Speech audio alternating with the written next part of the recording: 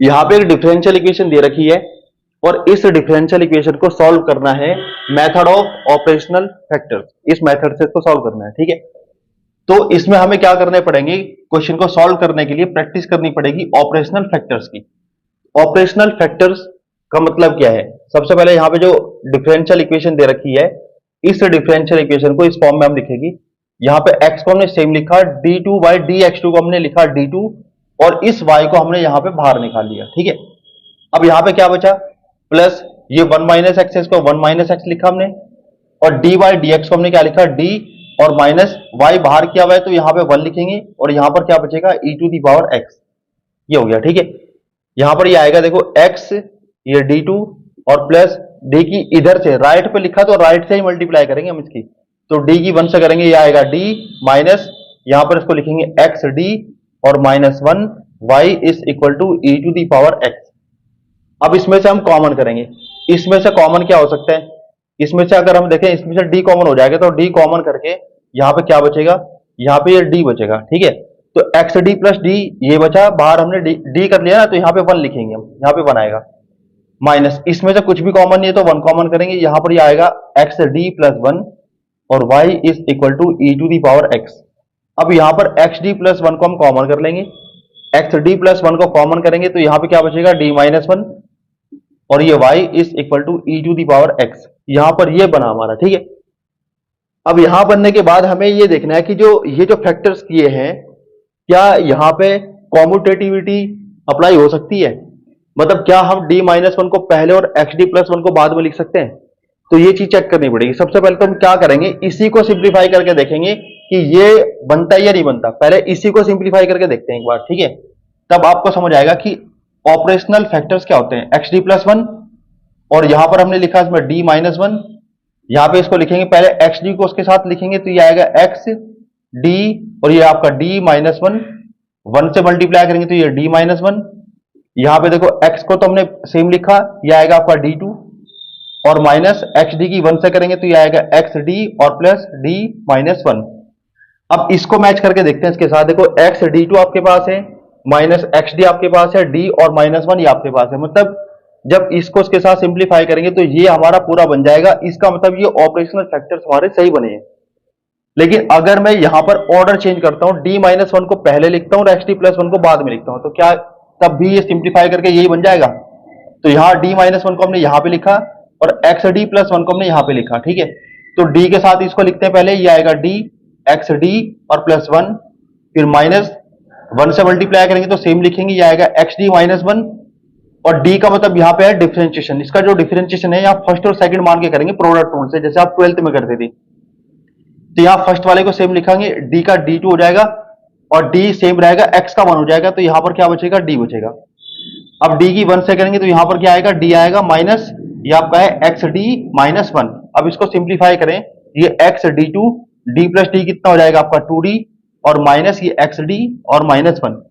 अब इसको चेक करके देखते हैं ये हमारा ये बनता है नहीं बनता। देखो एक्स डी टू हमारे पास है, यहाँ पे d है, यहाँ पर 2d है ना, इसका मतलब d माइनस 1 को एक्स डी प्लस 1 के साथ सॉल्व करने के बाद हमारा ये नहीं बना है। इसका मतलब ये है कि यहां पर ये जो ऑपरेशनल फैक्टर्स हमने किए हैं इसमें ऑर्डर नहीं चेंज कर सकते, मतलब यहां ये कम्यूट नहीं करेगा, कम्यूट नहीं करेगा मतलब d माइनस 1 को यहां और एक्स डी प्लस 1 को यहां करके ऐसा बनना जरूरी नहीं है। ठीक है ना, तो यहां पे अगर x d plus 1 D minus 1 को सॉल्व करके ये बना है तो इस ऑर्डर को हमें चेंज नहीं करना है, इंपॉर्टेंट चीज ये है इसमें। ठीक है ना, तो ये ऑपरेशनल फैक्टर का मतलब है।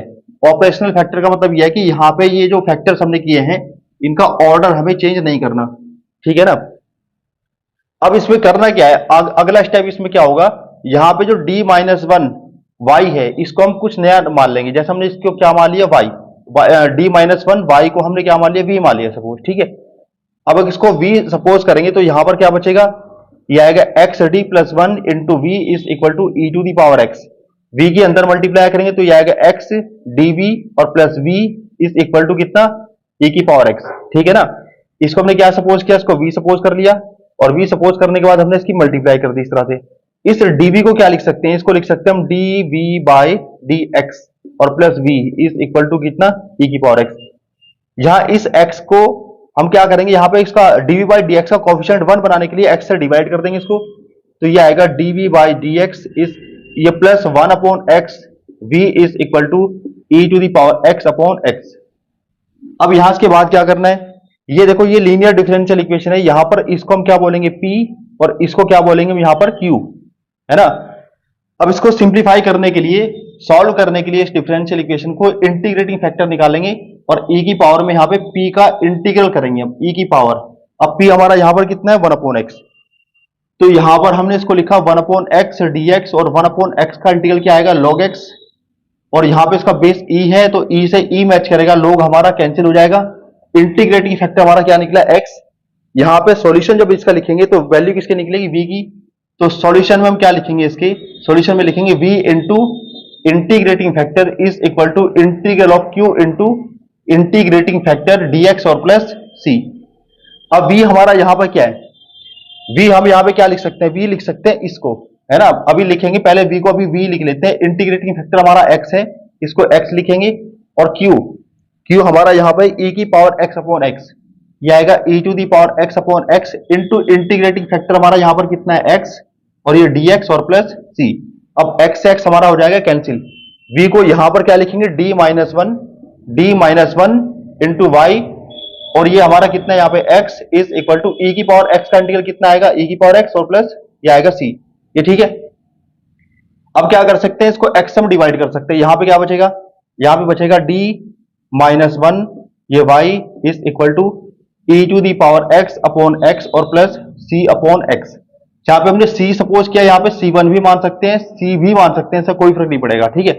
y के अंदर मल्टीप्लाई करेंगे dy बनेगा, और dy को हम लिख सकते हैं क्या, dy बाई dx, इसको हम लिख सकते हैं dy by dx minus y is equal to ये e to the power x upon x और प्लस ये c1 अपॉन x। अब यहाँ पे देखो, यहाँ पे कुछ नहीं है तो यहाँ पे 1 सपोज करेंगे हम, और ये लीनियर डिफरेंशियल इक्वेशन है, तो हम क्या करेंगे, इसको सॉल्व करने के लिए इंटीग्रेटिंग फैक्टर निकालेंगे फिर से। तो e की पावर यहाँ -1 है, तो -1 का इंटीग्रल करेंगे हम x के रेस्पेक्ट में, और e की पावर -1 का इंटीग्रल कितना आएगा -x। इसका जब सॉल्यूशन लिखेंगे तो सॉल्यूशन यहाँ पे y है तो y लिखा जाएगा y into integrating factor is equal to ये हमारा पूरा का पूरा यहाँ पर क्या होगा q को हमने क्या लिखा e to the power x upon x और प्लस ये c1 अपॉन x, ठीक है ना। ये हमारा क्या हो गया q into integrating factor e की पावर -x और dx, एक नया कॉन्स्टेंट हम यहाँ पे लेंगे c2। अब इसके बाद देखो ये y इंटू e की पावर -x को हमने यहाँ पे सेम लिखा, और इस e की पावर -x की इसमें क्या कर देंगे, मल्टीप्लाई कर देंगे। जब इसकी मल्टीप्लाई इसमें होगी तो e की पावर 0 बनेगा, 1 हो जाएगा, 1 अपॉन x बनेगा, 1 अपॉन x का इंटीग्रल कितना हो जाएगा log x, और प्लस यहां पर ये बनेगा जब इसकी मल्टीप्लाई इसके साथ होगी तो c1 कांस्टेंट है, c1 को बाहर रखेंगे, और इंटीग्रल के अंदर आएगा इसमें e की power -x upon x, e की पावर -x अपॉन x, और ये हमारा dx, और प्लस यहां पे कितना आएगा c2, इसको c2 को हमने यहां पे सेम लिखा, ठीक है। अब इसको अगर इंटीग्रेट कर सकते हैं तो करेंगे, वरना इसको यहीं पे छोड़ देंगे, यही इसका आंसर आ जाएगा, ये इसका सॉल्यूशन होगा, ठीक है। देखो यहां पे मेथड ऑफ ऑपरेशनल फैक्टर्स, इस मेथड से हमें इस डिफरेंशियल इक्वेशन को सॉल्व करना है, ठीक है। तो इसमें यहां पे जो वर्ड है ना ऑपरेशनल फैक्टर्स, तो हमें इसमें ऑपरेशनल फैक्टर्स करने पड़ेंगे। वो कैसे करेंगे उसको समझने के लिए सबसे पहले आप इसमें से y को बाहर निकाल लो, ठीक है। जब y को बाहर निकालोगे इसमें सॉल्यूशन में देखो y को बाहर निकालोगे इसमें से और इसमें से, जब y बाहर निकलेगा तो यहां पे क्या बचेगा, यहां पे आपका बचेगा 3x², और जहां d2 बाई dx2 है इसको आप लिखोगे d2, है ना, और प्लस क्योंकि y को बाहर लिख रखा है तो हमें इसको y को लिखना नहीं है। यहां पे जो बचेगा वो बचेगा 2 प्लस ये 6x माइनस 6x², और ये ब्रैकेट में लिखेंगे इसको, ठीक है ना। और यहां पे जो dy dx है इसको लिखेंगे d, इसको हमने d लिखा, और -4 y को हमने क्या निकाला हुआ बाहर, इस इक्वल टू कितना 0, ये ठीक है। अब इसमें क्या करना है, इसके करने ऑपरेशनल फैक्टर्स, इसको थोड़ा और सॉल्व करो, ये आएगा 3x² d2 प्लस, ठीक है ना। इस d को राइट हैंड साइड से लिखना स्टार्ट करेंगे हम, इसको 2d और प्लस 6xd और -6x² d -4 y is equal to 0। इसमें एक चीज ध्यान रखना, जब d की मल्टीप्लाई इसमें अंदर करोगे तो d अगर आपका यहां राइट में है तो हर एक टर्म के आपको राइट में ही d को लिखना पड़ेगा, ठीक है ना। राइट में लिखना पड़ेगा। ऐसा नहीं कर सकते कि यहाँ पे 6x², डी, अब तो इसको लिख दिया d इंटू 6x², डी को पहले लिख दिया, 6x² को बाद में लिख दिया, ऐसा नहीं लिख सकते। यहाँ पे ऑर्डर का ध्यान रखना पड़ेगा। अगर आपने राइट में लिखा हुआ, राइट से मल्टीप्लाई करी तो राइट पे ही लिखोगे उसको, ठीक है, यहां तक ठीक है। अब इसमें क्या करोगे, देखो समझना, इसके ऑपरेशनल फैक्टर कैसे होंगे। इसमें से अगर मैं -2 कॉमन करूंगा तो अंदर क्या बचेगा, इसमें ये बचेगा आपका 3x² d + 2, ये ठीक है, बाद में y रहेगा, यहां तक ठीक है। अब ये जो आपका बचा, ये जो बचा, क्या मैं इसको लिख सकता हूं ऐसे, क्या ऐसे लिख सकता हूं उसको, d इंटू ये 3x² d + 2, क्या ऐसे लिख सकता हूं उसको। क्या इसको सिंप्लीफाई करने के बाद ये आपका ये आ जाएगा, ये चेक करना है, एक बार करके देखो। मैंने यहां पे लिखा d और यहां पे लिखा मैंने 3x² d और प्लस कितना 2। यहां पे क्या करोगे, अगर कांस्टेंट और वेरिएबल साथ साथ हैं तो 3 कांस्टेंट को तो आप बाहर लिखोगे, इस d को इसके साथ लिखोगे, आएगा dx² d और प्लस। अब अगर ये कांस्टेंट है तो उसका डिफरेंशिएशन नहीं करना, इसकी मल्टीप्लाई करके लिख देनी, बस 2d आ गया, ठीक है। लेकिन यहां पे आप लगाओगे इसमें प्रोडक्ट रूल, जैसा आप करते थे 12th क्लास में, ठीक है। तो आप यहां कैसे करोगे इसको, फर्स्ट वाला सेम, x² सेम, और जब d का d के साथ करोगे तो ये आएगा d2 और प्लस। अब d को हम सेम लिखेंगे, x² का करेंगे तो x² का क्या आएगा 2x, इस d को हमने लिखा सेम, ठीक है ना, और इस प्लस 2d को हमने लिखा यहां पे सेम, 3 के अंदर मल्टीप्लाई कर देंगे तो ये आएगा आपका 3, ये x², ये d2 और प्लस 3 2 जा कितना आएगा 6x d और प्लस कितना 2d।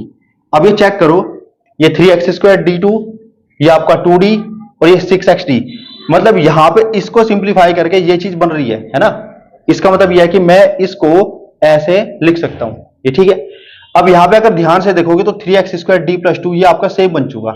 अगर ये सेम बन चुका तो हम क्या करेंगे, इसको कॉमन कर लेंगे। अब कॉमन करेंगे, लेकिन इसको हमें लेफ्ट पे लिखना है, राइट पे लिखना है, वो चीज ध्यान में देनी है, ठीक है ना। तो अगर मैं यहां पे इसको बाहर लिखूंगा तो यहां d - 2 आपका पहले आएगा, वो क्यों आएगा सोचो। इसको मैंने कॉमन कर लिया, ये हो गया आपका 3x² d + 2 y = 0, क्योंकि अगर मैं इसको यहां राइट पे लिखूंगा, इसको लेफ्ट पे लिखूंगा, तभी इस d से इसका डिफरेंशिएशन आएगा। बात समझ आई। अगर मैं इसको यहां लिखूंगा, राइट पे लिखूंगा, इसको लेफ्ट पे लिखूंगा, तभी इसका डिफरेंशिएशन इसके साथ हो सकता है। अगर मैं इसको पहले लिख दूंगा, इसको यहां लिख दूंगा, तो फिर इसकी मल्टीप्लाई इसके साथ होगी, यानी लेफ्ट से राइट में होगी, तो d से इसका डिफरेंशिएशन नहीं होगा। जबकि यहां पे साफ साफ दिखाई दे रहा है कि d से इसका डिफरेंशिएशन होना है, ठीक है ना। तो हम इसको ऐसे लिखेंगे। अब इसके बाद क्या करना है, जो उसमें सेकंड वाली टर्म है उसको हमें क्या मानना है y, ठीक है ना। इसमें 2 फैक्टर हैं, एक फर्स्ट एक सेकंड। जो सेकंड वाला फैक्टर है किसके साथ में, y के साथ में, इसको पूरे को हम क्या मान लेंगे, यहां से यहां तक इसको क्या मान लेंगे, v मान लेंगे हम, ठीक है। तो यहां पे हमने सपोज किया इसको 3x² d + 2 और यहां पे क्या y, इसको हमने क्या सपोज कर लिया v। तो यहां पे जो भी सपोज किया इसको वापस यहां पुट कर देंगे इसमें, तो ये आएगा आपका d - 2 v, है ना। इसको v मान लिया, इज इक्वल टू कितना 0। इसको हम क्या लिखेंगे, dv - 2v is equal to कितना 0। और यहां पे जो dv है इसको क्या लिखेंगे हम, dv/dx माइनस का 2v इज इक्वल टू कितना 0। अच्छा, मैंने आपको बताया था हो सकता है वहां पे लीनियर डिफरेंशियल इक्वेशन बनने के बजाय कभी वेरिएबल सेपरेबल लग सके, तो यहां पे वेरिएबल सेपरेबल लग सकता है, ठीक है ना। तो यहां पे आप ध्यान दोगे, मैं इसको अगर इधर लेके जाऊं, देखो dv/dx यहां पे बन गया 2v, ठीक है ना।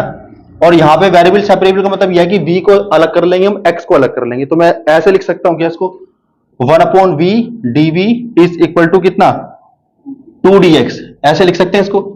और इसको इंटीग्रेट करोगे तो यहां पे क्या बनेगा, ये बनेगा log v, यहां पे आएगा 2x, एक कांस्टेंट इसमें ऐड कर देंगे हम c1, ठीक है।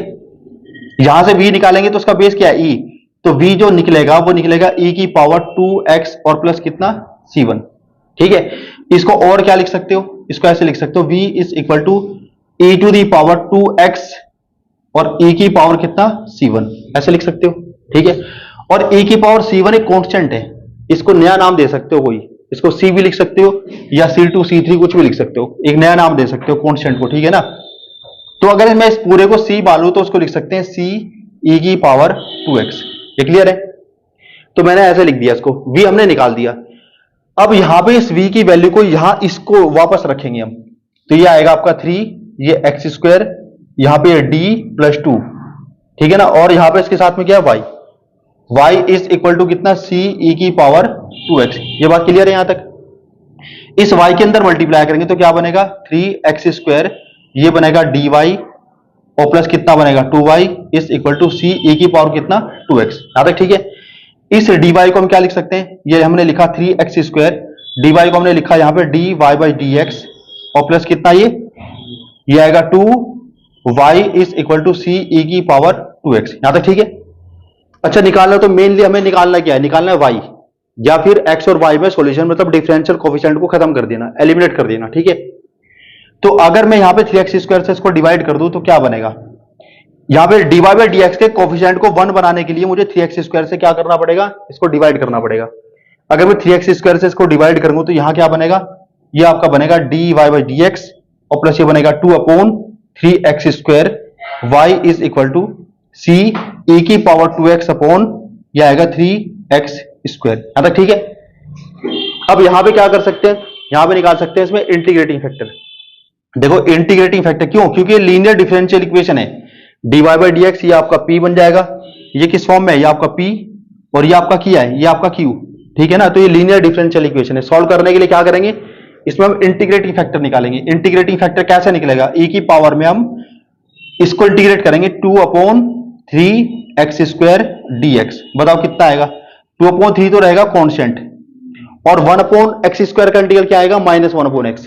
तो यहां पे इसको लिख देंगे माइनस और 1 अपॉन x, ऐसे लिख देंगे। ये इंटीग्रेटिंग फैक्टर निकाल दिया। सॉल्यूशन के लिए यहां पे y है तो y लिखेंगे, y into integrating factor e to the power minus 2 upon कितना 3x इज इक्वल टू, फिर यहां पे लिखेंगे q हमारा ये है, तो यहां पे लिखा ये c e की पावर कितना 2x अपॉन कितना 3x स्क्वायर और इनटू इंटीग्रेटिंग फैक्टर है e की पावर माइनस 2 अपॉन ये आपका 3x और यहां पे कितना आएगा dx और प्लस एक नया कांस्टेंट लेंगे। यहां पे c1 यूज कर चुके, c यूज कर चुके, तो यहां पे एक c2 ले लेंगे हम, ठीक है ना। अब देखो मैंने आपको बताया था इंटीग्रेशन कर सको तो करो वरना फिर यहीं पे छोड़ दो उसको। तो यहां पे भी इसको छोड़ा जा सकता है, अगर सिंप्लीफाई थोड़ा करना है तो कर सकते हो। c को बाहर निकाल लो उसमें से, तो c को बाहर निकालोगे 3 भी बाहर आ जाएगा इसमें से और e की पावर ये भी है, e की पावर ये भी है। 1 अपॉन x स्क्वायर को आप यहां पे सेम लिखो, 1 अपॉन x स्क्वायर को सेम लिखा, e की पावर में आपका बन जाएगा 2x माइनस 2 अपॉन 3x और यहां पे लिखेंगे dx और प्लस कितना c2। तो ये मेथड था आपका सिंप्लीफाई करने के लिए, कौन सा, मेथड ऑफ ऑपरेशनल फैक्टर्स।